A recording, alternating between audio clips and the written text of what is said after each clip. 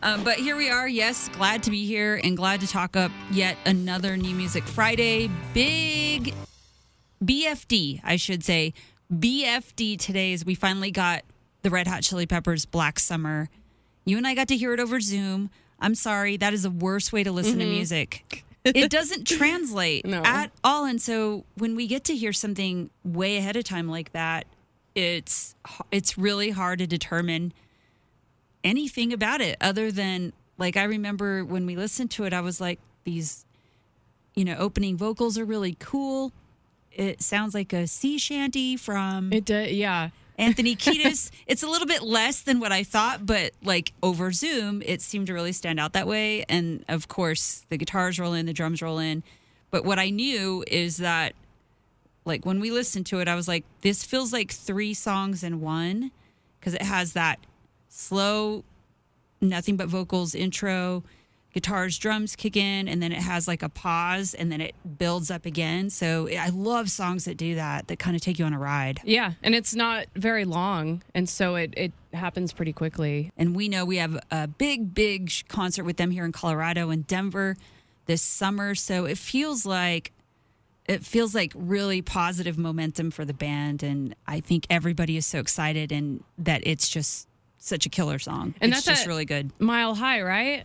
I believe so. Have you ever seen a show at Mile High? Yeah, which it's in Power Field, right? I've seen shows at Old Mile High, and then I saw Metallica at current, like, new, and that was wild. That was, I don't know, such a great memory. Whenever you see shows there, you just look around like, I didn't know there was this many people in the world. How are they all in this one show? You're not wrong. And you know what? Like being elbow to elbow with so many people that collectively are super fans of one band is just exhilarating. It's just so exciting when you don't even know the people around you and you're like singing every single song. Those big stadium shows like deliver that. You know what I mean? The only show I've seen there is Taylor Swift. What? That's a big deal, Kate. And they gave everybody a bracelet that lit up and lights up all at the same time, or certain sections light up different colors, so it creates this whole pattern in the crowd. Wild. It was awesome. Well, big plans for Red Hot Chili Peppers this summer as, the tour, and Denver is actually, they kick off their tour there. That's always the best. Yeah, so I'm just excited. I feel really pumped about new music today just because Red Hot Chili Peppers kind of led the way last night at 10 o'clock, and there's just a lot of good music out there right now, so let's get into it. Yeah, the big album that we're going to talk up, because it's both of our standouts today, is the new album from Mitski, Laurel Hell. It's gorgeous. I didn't know I was going to love it so much, but it made my morning. It bothers me that a lot of the write-ups on this album, now that it's out, are like, they try to compare it to an 80s synth sound. I'm like I get that with the music, but I think it's just much more than that. Yeah. I thought the same thing driving in this morning. I was like, that's kind of just what artists are doing right now. Like, how long until we stop comparing it to that era? Or is it just this era now? It's also so much less. So I don't want to say that it's melancholy, but the combination of that sort of positive, dreamy, upbeat sound, and then with her dark lyrics, it's magical. Mm-hmm.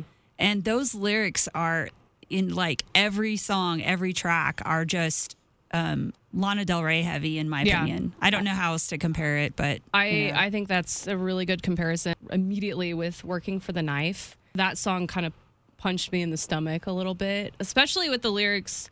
I used to think I'd be done by 20.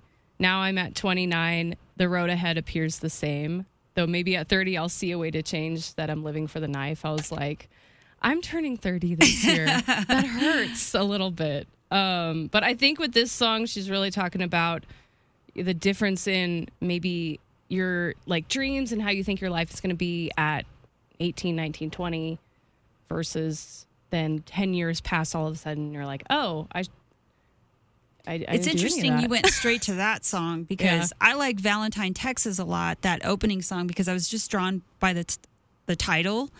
But that third track is the one I keep going back to. And we've had a few songs off the album for a while, but I just keep going back to Stay Soft. Yeah. Like that song is so good. And I noticed it's really one of the top streamers right now on the album is Stay Soft.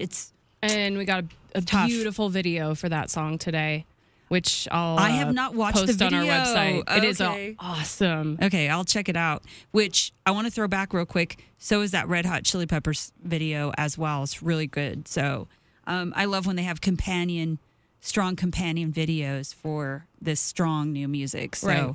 Laurel Hell, I don't know about you, but it's a full 10 for me. Mm-hmm. But I want to let her know that I'm really glad she didn't give up, because that is a story right now that we're hearing from her is after her last album, she was like, I'm done. I gave too much of myself. I'm not an artist, so I don't understand that. But I do get being drained out of like what you do as a career and what you love when those things are combined, because we experience that here where it just feels like you're constantly doing that. But again, I don't pretend to have the gifts and talents that she has. But she literally walked away. Like, she walked away from it. And then she was like, oof, I made a huge mistake. I love this. But again, like, do you give so much of yourself into like each album or each recording, whatever, that it just drains you? It's wild. It must. And this is her 6th album. A couple more standout songs for me. I think There's Nothing Left Here for You. It has the coolest build because it's, kind of slow and soft through the whole thing, and then just out of nowhere. And that it gets so big, and then that kind of enters, like, helps exit the album. There really is a good buildup from like the beginning to the end of the album, from top to bottom. Cate, what else is piquing your interest right now? Yeah, before we talk about songs, I want to talk about the new album from Hembree. It's called It's a Dream. This is their 2nd full length. This is a Kansas City band, so applause for that. Yeah, we got to do that since we both came here from Kansas. I'm not from there. You're literally from there, so yeah. Kansas City band Hembree, and this album is really good. It's the same kind of thing we were just talking about with Mitski's album. Is the way it builds is really, really interesting, because the whole thing from start to finish is very groovy, very funky. The opening song is called Reach Out. It has, if I could compare it to another band, it reminds me a lot of Jungle. So very funky, very almost kind of like 70s disco type. I'll check it out. And it sets it up really well, because the whole album from there, the first like few songs, I would say, other than a song called Operator, which is really like dancey and big, I would say the first half of the album is kind of dreamy, which is why It's a Dream is such a good title for the album, I think. And then the way it builds with a song called I Don't Believe You. The song builds and has a really cool jam at the end with a saxophone, which I love. We're going to talk more horns here pretty soon. And then it kind of goes down from there and slows down with a song called Daylight, which is absolutely gorgeous. And it's funny that it kind of slows down at that point, because one of the most prominent lyrics is, I just want to slow down. So I wonder if that was on purpose, if the structure of the album was on purpose. I love it. This album's been in the works for a long time, apparently. They did a YouTube stream the other night and talked about how the album was done and like ready to record. They were done writing it, at least. Ready to record in March of 2020. And then that, messed up, of course. But then it gave him a chance to go back and revisit coming up with more songs. And apparently by the end, when they were ready to like really put the album together, they had like 30 songs or something. Wow. So they had to really get it down. But they talked a little bit about the break that they were able to have. Not on purpose, not what they wanted or anything, but it turns out that it kind of helped shape the album into what it is. So, yeah, check it out. They opened for, I can't believe it took me this long to get there. They opened for the Rex at the Black Sheep. Okay, I was like, there's going to be a buildup here. I was like, I literally want to talk about that show every second of my life. I can't believe I haven't mentioned it yet. That was my, honest to God, one of my favorite shows last year. incredible. I talk about it still so much. And they opened the show. I knew of them for a while because they have a song called Culture that we played a couple years ago. And so I was eager to see them. And